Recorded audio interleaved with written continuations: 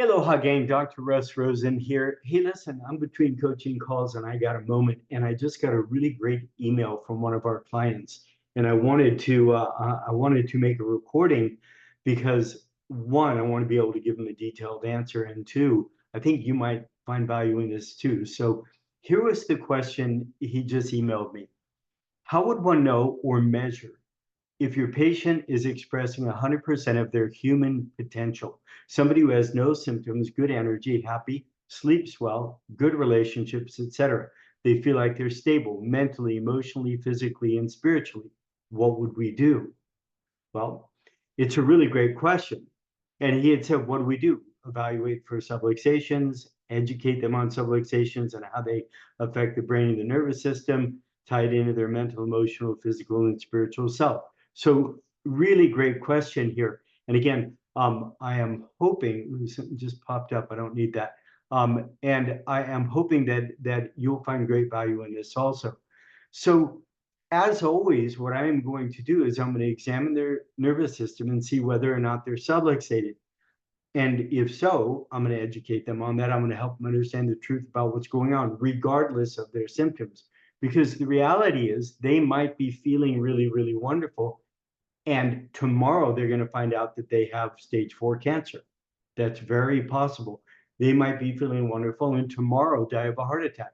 They might be feeling amazing subjectively, but objectively, they're not doing very well at all. In fact, they might be very sick. So I made notes on this. You'll see me looking down on this. So that's what we would do. We would really just check their system just like anyone else and tell them the truth about what we found and how we might be able to help them. So the first thing that I need to talk to you about is, what are you trying to accomplish? If you're trying to get them out of pain, well then subjectively ask them if how their pain is, right? But in this case, they don't have any pain. But okay, so there's pain, there's function. So do I have ways of checking somebody's function? Well, sure I do. So somebody might have a shoulder problem and we have adjusted them and their pain went away, but now I go and I do the sits muscle tests and I find out that there's weakness. It is not functioning at its optimum, and they're a tennis player. So the odds of them hurting themselves because it's not functioning at its optimum are pretty good. Okay. And then there is health and well-being. Okay. So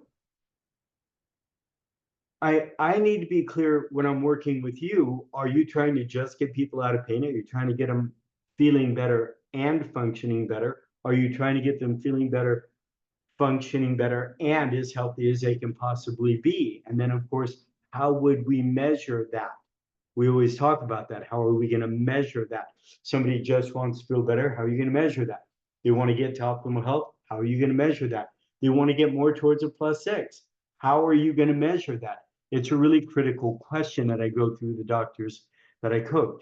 So once you're clear about what you want to accomplish with your patients, we need to look at subjective and objective.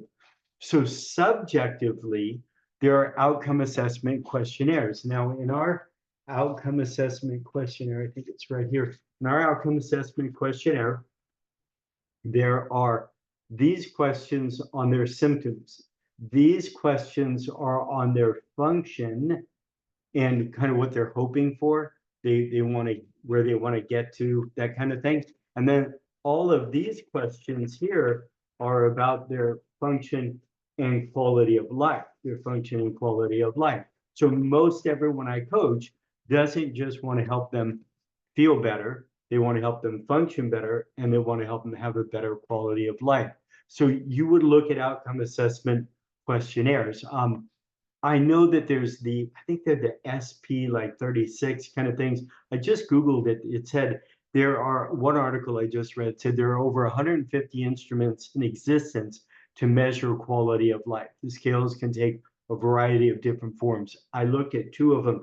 Here are some of the things that they're asking: physical, psychological, existential, social, environment, cognition, healthcare, burden level, level of independence, spirituality, religion, personal, etc. I was part of that study. I think it was 1992 or 1993 with Dr. Donald Epstein and the network spinal analysis offices. And there was a questionnaire that Dr. Blank, I think, had put together with 210 questions on quality of life. Um, I'm very interested what your favorites are. If you wouldn't mind posting what your favorite types of quality of life questionnaires are, I would really love that. And if you'd like to share them.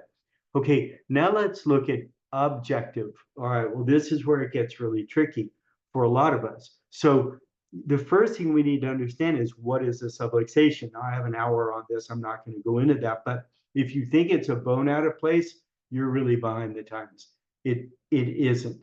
It's a state of disafferentation, disefferentation. It's a state of garbage in, garbage out. And when the body goes into a defense physiology, right, like this, is the shoulder off? Yeah. Is the shoulder off? Yeah. Is the head forward? Yeah. Is this tight here? Yeah. That's not the subluxation. That's the response. That's the defense physiology to the subluxation. So we really need to understand that if there is a subluxation and the body is in this defense physiology, then that can affect absolutely everything. It can affect everything because the nervous system affects everything. So you've either got ease and you are functioning at your optimum, or you're not. Now, that might be a cell, that might be a tissue, that might be an organ, that might be a ligament, it might be a joint, it might be a neck, it might be a system, the hormonal system, whatever it is. But you're either, from micro to macro, you're either functioning at your optimum and have ease, or you have dis-ease, right? Like, we all know that. We understand that. So then the question is if you were subluxated, is there any function that could not be affected? Could it cause pain? Sure. Could it cause a shoulder not to work right? Sure. Could it cause stomach problems? Sure. Could it cause pinky problems? Sure. Could it cause nose problems? Sure. Could it cause sinus problems? Yes. Could it cause PMS? Yes. Could it cause erectile dysfunction? Yes. Could it cause depression and anxiety? Yes. Blah, blah, blah, blah, blah, right? So if that's the truth, now how do we measure that? All right, well, this is where it gets really tricky. So could we use range of motion? Yes. Would that be an effect when the body goes into defense physiology? Yes. Posture, palpation, leg checks, all of our technique checks. Yes, all of those.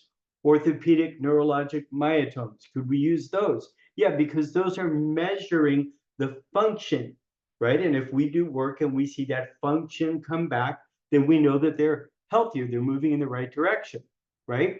Okay. Then we've got all kinds of wonderful technology. So we've got, think about this, spit, pee, poop, blood.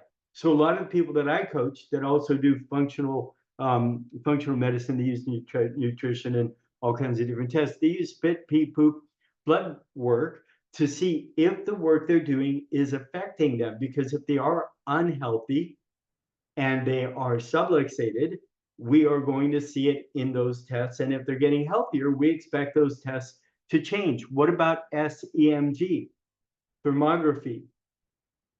What about those? The CLA substation. Those can be fantastic. They give us all kinds of wonderful information. What about heart rate variability?